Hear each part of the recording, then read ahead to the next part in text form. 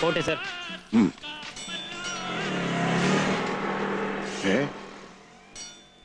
ആരാണത്? പപ്പ എന്തിനാ ഇങ്ങോട്ട് വന്നത്? നിന്റെ ബുക്കിലാണ് നിക്കണവിടെ.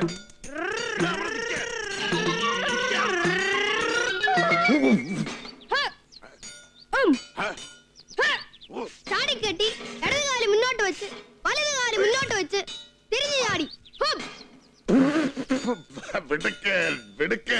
ഇടതുകാലം മുന്നോട്ട് വെച്ച് വലതുകാലം പിന്നോട്ട് വെച്ച് കടകം പറിച്ചു.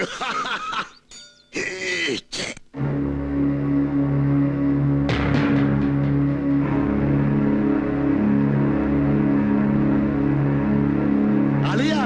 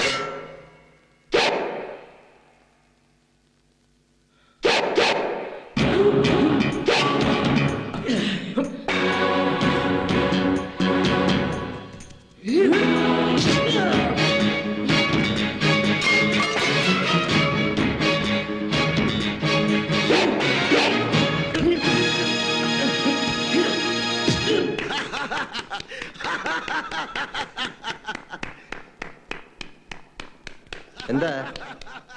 വെറുതെ അല്ല അളിയനെ തച്ചോളി വർഗീസെന്ന് വിളിക്കുന്നേ. ഒറിജിനൽ തച്ചോളി ഒതേനെ പോലും ഇത്രയും വരികയില്ല. ഇത് കളരിയാ. അളിയൻ വീട്ടിലോട്ട് പോ. അത് പിന്നെ നമുക്ക് ഒരുമിച്ച് പോവാം. മാത്രമല്ല ഇന്ന് തന്നെ നമുക്കങ്ങ് ഏത് വയനാട്ടിലേക്ക് പോയേ പറ്റൂ. ഇന്ന് തിരിച്ചായ എങ്ങനെയാണേലും നാളെ ഉച്ചയ്ക്കും അങ്ങ് എത്താലോ. അതെ, ഇത് വീട്ടുകാര്യം പറയാനുള്ള സ്ഥലമല്ല. മനസ്സിലായില്ലേ? മനസ്സിലായി. അത് പോട്ടെ, യവൻ എന്നെ ആളിയാ കളറി കയറാതെ പുറത്ത് തൊളിഞ്ഞു നോക്കുന്നേ. അവന് ഇതിനകത്ത് കയറിയ നില ഉറക്കിയല്ല. ഏകലവ്യന്റെ ജന്മമാ. എല്ലാം ഒളിഞ്ഞു നോക്കിയാലേ അവൻ കാണൂ. ആ തള്ളയുടെ സ്വഭാവം തന്നെയാ ചെറുക്കനും കിട്ടിയിരിക്കുന്നത്. പണ്ട് ജോണിമോന്റെ പ്രായത്തില് ഓമനക്ക് ഈ ഒളിഞ്ഞു നോട്ടം ഉണ്ടായിരുന്നു. ഒളിഞ്ഞു നോക്കാൻ നിന്നാ വേണ്ടാത്തതൊക്കെ അല്ലേ കാണൂ. പെണ്ണാണെങ്കി നാണമില്ലാതെ ഒക്കെ അങ്ങ് വിളിച്ചു പറയുകയും ചെയ്യും. ഒരിക്കൽ ഞാനും പിള്ളേരുടെ അപ്പനും അങ്ങ് വല്ലാതായി പോയെന്ന്. അമ്മച്ചക്ക് ജീവനാണെന്ന് പറഞ്ഞ് ഓമന മെനക്കെട്ടിരുന്നുണ്ടാക്കിയതാ. എന്നതാ? അപ്പലോസുണ്ട് അച്ചപ്പോ. അവക്ക് എന്നെ കൊണ്ട് ഏതാണ്ട് കാര്യം സാധിക്കാനുണ്ട്. അതിനായി ഉണ്ടേം കുഴലും കൊടച്ചക്രമൊക്കെ. എന്നതാ മാത്തുക്കുട്ടിയെ, നീ എന്നതാന്ന് പറ. ഈ അടിയും തടയൊക്കെ അറിയാവുന്ന ഒരു അളിയിലിരിക്കുമ്പോ കണ്ട ഊച്ചാലിലെടുത്ത് നമുക്കങ്ങ് തോച്ചു കൊടുക്കാൻ ഒക്കൂ. ഇതെന്നതാ മാത്തുക്കുട്ടിയെ, നീയും കെട്ടിയോളും കൂടെ കൃഷി ചെയ്ത് ജീവിക്കാനാണോ പോയത്, അതോ അതിര് തർക്കത്തിനും വക്കാണത്തിനും ആളെ കൂട്ടാനോ? എന്റെ അമ്പച്ചിയെ, ഇത് മാത്തൂട്ടിയുടെ ഓമനയുടെ മാത്രം പ്രശ്നമല്ല, കുടിയേറ്റക്കാരുടെ അസ്താദുകളുടെ മുഴുവൻ പ്രശ്നമാ.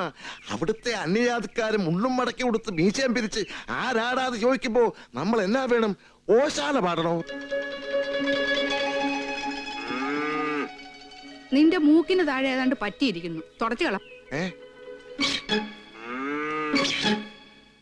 പോയോ പച്ചി? ഓ, അത് മീശയായിരുന്നോ? എന്നാ പോയി ചെരച്ചു കള. ആണോന്നും പറഞ്ഞു നടക്കുന്നു. ഒരുത്തൻ തിരിഞ്ഞു നിന്ന് ആരാടാൻ ചോദിച്ചാ നീ ആരാടാന്ന് തിരിച്ചു ചോദിക്കണം. വേണം, ചോദിക്കണം.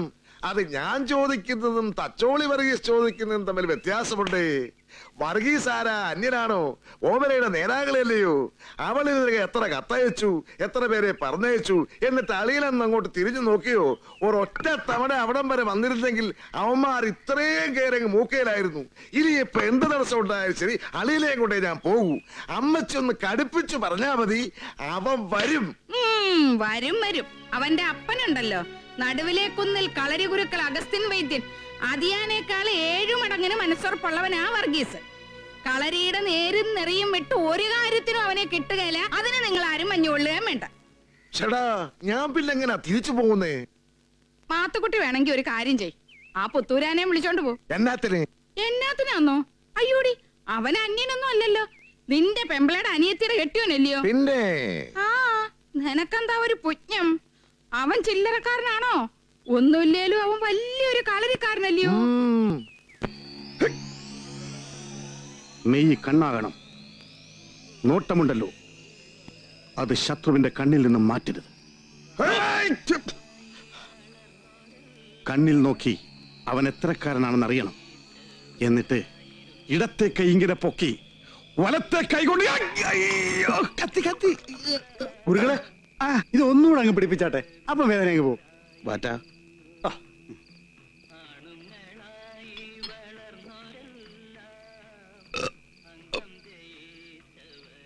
കരീമേ, പുത്തൂരൻ കളരിയും തച്ചോളി കളരിയും തമ്മിലുള്ള വ്യത്യാസം എന്താണെന്ന് നിനക്കറിയാമോ?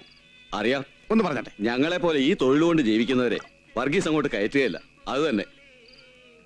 അതെ, അത് നിന്റെയൊക്കെ ഭാഗ്യമാണെന്ന് കൂട്ടിക്കോ. എന്നതാ? നിന്റെ ആങ്ങളുടെ കളരിയിൽ ഇവന്മാരി ഒന്ന് പെട്ടിരുന്നെങ്കിൽ നീയൊക്കെ തല്ലാൻ കൊള്ളാത്ത പരുവത്തിലായനെ. പിന്നെ വല്ല ചവിട്ട് നാടകത്തിനും പറ്റിയനെ. ചുമ്മാതല്ല കർത്താവ് ഇടയ്ക്കിടയ്ക്ക് കുഴ പിടിച്ച് തിരിക്കുന്നത്. എന്റെ അപ്പന്റെ മനപ്രാക്കൊണ്ടാ ഇങ്ങർക്ക് ഗതി പിടിക്കാത്തത്. പോടി അവിടുന്ന്. നിന്റെ അപ്പന്റെ പ്രാക്കും നീ പുത്തൂരാൻ ഏശുകയല്ല. എന്തോ? സത്യത്തിൽ എന്റെ ഗുരുക്കൾ ആരാണെന്ന് നിനക്കറിയാമോ? ഇല്ലേ. അവളുടെ അപ്പനൊന്നുമല്ല, പിന്നെ സാക്ഷാൽ മതിലൂർ രാജൻ പണിക്കർ. അത് നിങ്ങൾ വരുത്തന്മാർക്കറിയല്ല. രാജൻ പണിക്കർ ആരാണെന്ന് പുലിക്കാർപ്പിനോട് ചോദിച്ചു നോക്ക്. ഒന്നുകിൽ ആശാന്റെ നെഞ്ചത്ത്, അല്ലെങ്കിൽ കളരിക്ക് പുറത്ത്. അതാ രാജൻ പണിക്കർ. അത് നേരാ. ആശാന്റെ നെഞ്ചത്തിട്ട് ചവിട്ടിയ ചല്ലിയോ അയാള് രായ്ക്കരാമന് നാടുവിട്ട് ഓടിയത്? രാജൻ പണിക്കർ പിന്നെ എന്നെ വേണോടി? നിന്റെ അപ്പന്റെ പിന്നാലെ എന്തും വാല് മാറ്റിക്കൊണ്ട് നടക്കണമായിരുന്നു. ആഹാ, ഓമനേച്ചെ കെട്ടിക്കാൻ വെച്ചെന്ന കാശും പണ്ടോ എടുത്തോണ്ടാ ആ തെണ്ടി നാട് വിട്ടത്. ആ ചതി ഓർത്ത് തീ തിന്നാ എന്റെ അപ്പൻ നേരത്തെ അങ്ങ് പോയത്. ആ, അതുകൊണ്ട് നിന്റെ അപ്പനും രക്ഷപ്പെട്ടു, രാജൻ പണിക്കരും രക്ഷപ്പെട്ടു. മദ്രാസിൽ അയാളിപ്പോ ഒന്നാന്തരം ഒരു കളരി നടത്തുക. അതേ, വെറും കളരിയല്ല, കരാട്ടയും അല്ലറ ചില്ലറ മുറകളൊക്കെ ചേർന്ന ഇടപാടാ. എന്നാ പറ്റി? അവക്ക് കലിയേറിയതോട്ട് എന്റെ ഉളുക്കങ്ങ് മാറി. അതുകൊണ്ട് ആങ്ങളുടെ അടുത്ത് പോവാതെ രക്ഷപ്പെട്ടു. ആങ്ങള അവന് തീരുമാനം അറിയായിരിക്കും. പക്ഷേ ഒരഭ്യാസിയായിട്ട് ഞാൻ രാജൻ പണിക്കരം അവനെ വഹിച്ചു കൊടുക്കില്ല. കളരിന്ന് വെച്ചാ അവനാണെന്നൊരു അഹങ്കാരമുണ്ട്. എന്റെ രാജൻ പണിക്കരം നേർക്കേറെ നിൽക്കുകയല്ല, നിന്ന മൂത്രമൊഴിക്കും. കാരുണ്യവാനായ ദൈവമേ, ഈ ലോകത്ത് നിന്ന് അങ്ങയുടെ പക്കലേക്ക് വിളിക്കുവാൻ തിരുവുള്ളമായ അങ്ങയുടെ ദാസൻ സണ്ണിയുടെ ആത്മാവിനെ സ്വീകരിക്കണമേ. ഈ ആളെ എല്ലാ പാപങ്ങളിലും നിന്ന് മോചിച്ച് നിത്യമായ ശാന്തിയും പ്രകാശവും ആനന്ദവും നൽകി അനുഗ്രഹിക്കണമേ. ഈ സഹോദരന്റെ ആത്മാവും മരിച്ച മറ്റെല്ലാ വിശ്വാസികളുടെ ആത്മാക്കളും കർത്താവിന്റെ കാരുണ്യത്താൽ സമാധാനത്തിൽ ആശ്വസിക്കട്ടെ. ആമേൻ. ശവമടക്ക് അവിടെ വെച്ച് തന്നെ നടത്തിയത് മനഃപൂർവ്വം. ഇവിടെ കൊണ്ടുവന്നിട്ട് എന്താ കാര്യം? അച്ഛൻ പോയ കാര്യം ഞാൻ അറിഞ്ഞില്ല, ഇല്ലെങ്കിൽ ഞാൻ കൂടെ വരുമായിരുന്നു. മദ്രാസിൽ ഞാൻ കാലുകുത്തിയ നിമിഷം മുതൽ എന്റെ കൂടെ എല്ലാ കാര്യത്തിനും നിന്റെ ശിഷ്യനുണ്ടായിരുന്നു ശ്യാം. ഇത്രയും ആത്മാർത്ഥതയും സഹകരണവും ഒരിക്കലും ഞാൻ അവനിൽ പ്രതീക്ഷിച്ചതല്ല. അവൻ ശരിക്കും നിന്റെ ശിഷ്യൻ തന്നെയാ. ആ പിന്നെ സണ്ണിമോന്റെ മരണം അത് അപകടമാണെന്നും അല്ല, ആത്മഹത്യയാണെന്നും നേരെന്താണെന്ന് കർത്താവിന് മാത്രമേ അറിയൂ. അവന്റെ സമയം കഴിഞ്ഞു. കർത്താവ് അവനെ തിരിച്ചു വിളിച്ചു. നമുക്ക് അങ്ങനെ അങ്ങ് സമാധാനിക്കാം.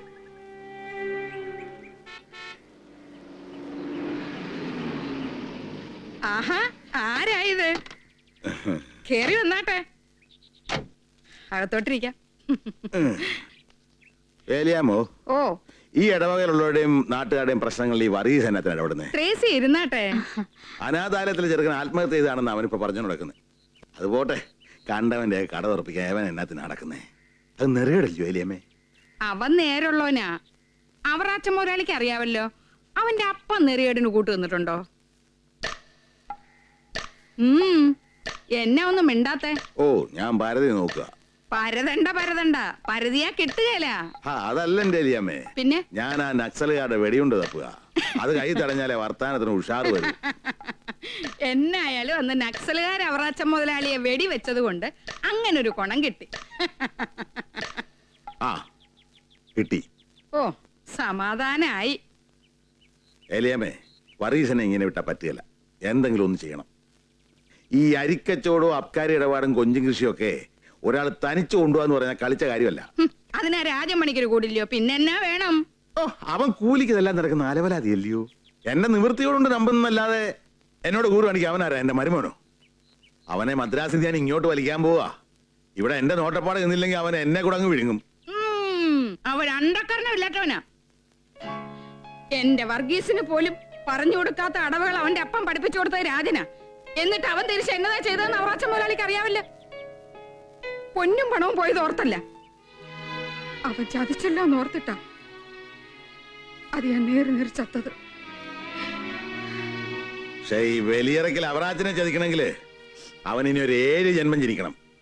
അത് മുൻകൂട്ടി കണ്ടിട്ട് ആ വർഗീസിന്റെ കാര്യത്തിൽ ഒരു തീരുമാനം എടുക്കാൻ ഞങ്ങളിപ്പോ ഇങ്ങോട്ട് വന്നിരിക്കുന്നത്.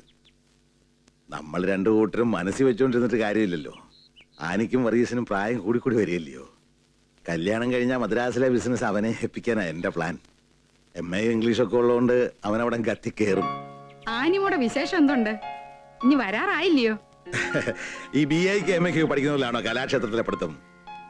എനിക്ക് തീരെ ഇഷ്ടമുണ്ടായിട്ട് വിട്ടതല്ല. പിന്നെ ഭരതനാട്യം ചവിട്ടുന്നതുകൊണ്ട് ശരീരത്തിന് ഒരു ഒതുക്കവും ഒരു ആരോഗ്യം കിട്ടുന്നെങ്കിൽ ആയിക്കോട്ടെന്ന് വെച്ചു. പിന്നെ ഒരു ക്രിസ്ത്യാനി കോച്ച് ഇന്നത്തെ കാലത്ത് ഭരതനാട്യം തുള്ളുക എന്നൊക്കെ പറഞ്ഞ ഒരു അന്തസ്സല്ലയോ. എന്തിനാ അത് വേണ്ടെന്ന് നോക്കുന്നേ? വർഗീസിന്റെ കളരിയും ഇവിടെ ഭരതനാട്യം കൂടെ ആകുമ്പോ നല്ല നേർച്ചയായിരിക്കും. ഇടത്തേതിൽ ഒളവ് വെട്ടി നീട്ടി മാറി, ഓതിരം ഒളവ് വെട്ടി നീട്ടി കയറി 4 വെട്ടി നീട്ടി മാറി, 4 വെട്ടി നീട്ടി എടുത്ത് ഒളവിന് ചേർന്ന് കൈക്ക് വെച്ച് തള്ളി. ആ, ഒളവിന് ചേർന്ന് മലർന്ന് തിരിഞ്ഞ് ചേർന്ന് തിരിഞ്ഞ് മാറിന് കണ്ടു നീട്ടി.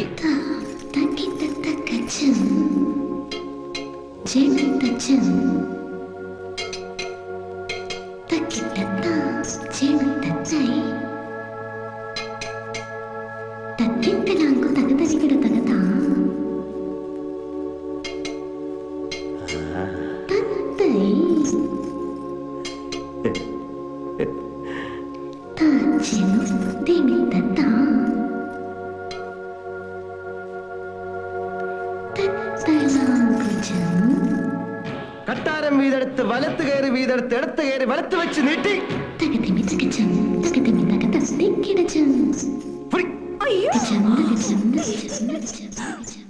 ഒളവിന് ചേർന്ന് വലത്തേതിൽ ഓതിരം വെട്ടി നീട്ടി. മോനെ വർഗീസേ, ഞാൻ അങ്ങോട്ട് പറയാൻ തുടങ്ങുമ്പോഴത്തേക്കും നീ പരിചയം എടുത്ത് പിടിക്കരുത്. എന്നതാടാ ഒളിഞ്ഞു നോക്കുന്നേ? ഒരാപ്പുറത്ത് വലിയറക്കൽ അവറാച്ചന്റെ മോള് ആനിക്കുട്ടി അമ്മച്ചിക്ക് ഇഷ്ടമാണോ? ഏലിയാമ്മേ, ഇത് പറ, ആനിക്കുട്ടി എങ്ങനെ? അവള് ആള് കേമിയാ. പെമ്പിള്ളാരായാൽ അങ്ങനെ വേണം. അവളിനി കളരി പഠിക്കാൻ വേണ്ടി നിന്റെ അടുത്തേക്ക് വരാനിരിക്കുവാ.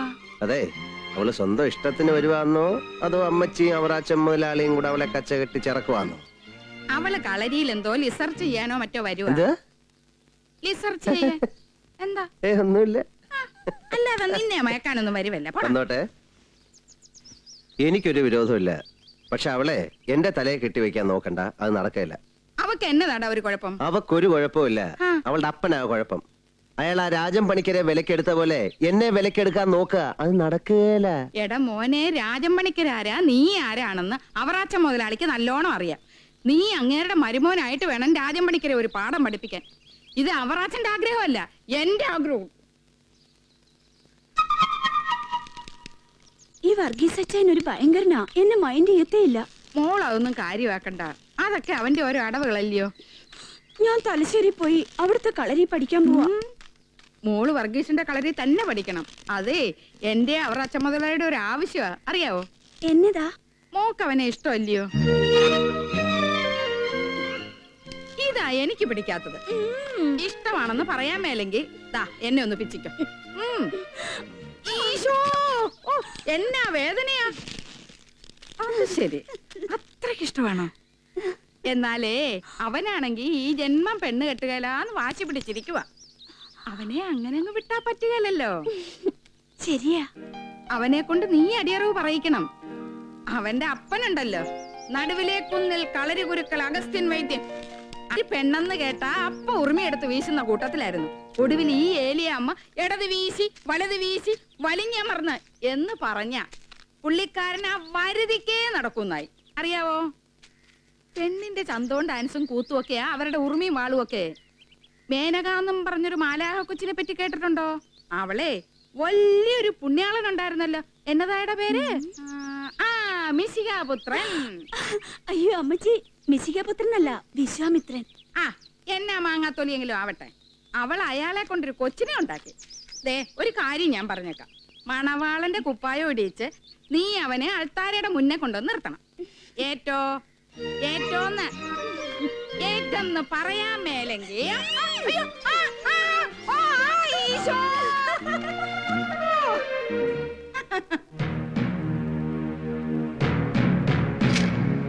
Beautiful.